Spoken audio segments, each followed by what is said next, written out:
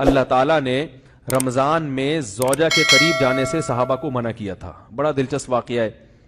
رمضان کی راتوں میں بھی زوجہ کے قریب جانے سے منع کیا تھا. ایک صحابی تھے, وہ رات میں کہیں چلے گئے, اب بڑے پریشان ہوئے, رسول اللہ صلی اللہ علیہ وسلم کے پاس آئے, عرض کیا یا رسول اللہ مجھ سے غلطی ہوئی, رمضان کی رات میں نے اپنی زوجہ کے قریب چلا. آپ نے فرمایا کیوں؟ وہ بڑا دلچسپ واقعہ ہے, بظاہر تھوڑا حیا کے خلاف بھی ہے لیکن اتنا بھی نہیں ہے.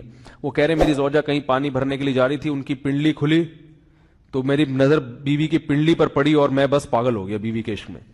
میں یہ اس لیے بیان کر رہا ہوں کہ جو لوگ نظر کی حفاظت کرتے ہیں وہ بیوی کے عشق میں پاگل ہوتے ہیں.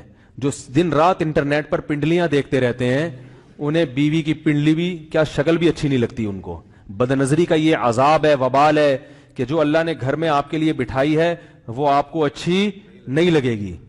تو نظر کی حفاظت کیا کرو, اس سے آپ کو اپنی بیوی سے عشق ہوگا, محبت ہوگی. بات آ رہی ہے سمجھ میں؟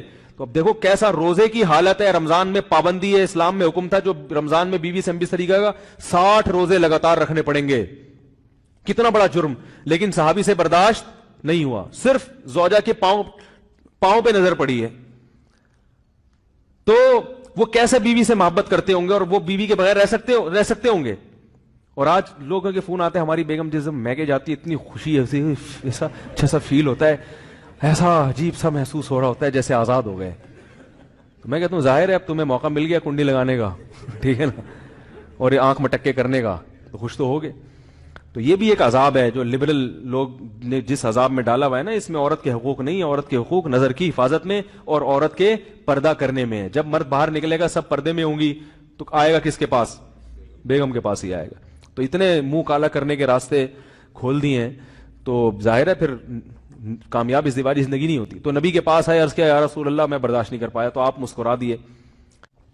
تو وہ نبی کے پاس گئے, یا رسول اللہ ایسے ہوا, مجھ سے غلطی ہو گئی. تو آپ نے فرمایا کیوں؟ فرمایا ایسا ہو گیا تھا. تو آپ صلی اللہ علیہ وسلم نے فرمایا 60 روزے رکھو لگاتار. انہوں نے فرمایا ایک کی طاقت نہیں ہے, اس میں یہ ہو گیا 60 بھائی کیسے رکھوں گا, نہیں ہے طاقت 60. آپ نے فرمایا ٹھیک ہے پھر 60 غریبوں کو 2 ٹائم کا کھانا کھلاؤ. فرمایا اس کی بھی طاقت, بولو بھائی, نہیں. اتنے میں ایک صحابی لائے کوئی چیز صدقہ کرنے کے لیے.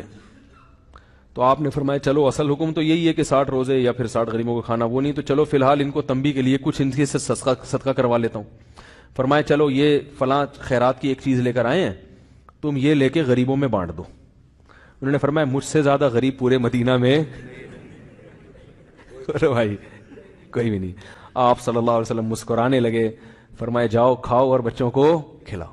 واہ بھائی غلطی بھی ہوئی اور گھر میں راشن بھی آ گیا.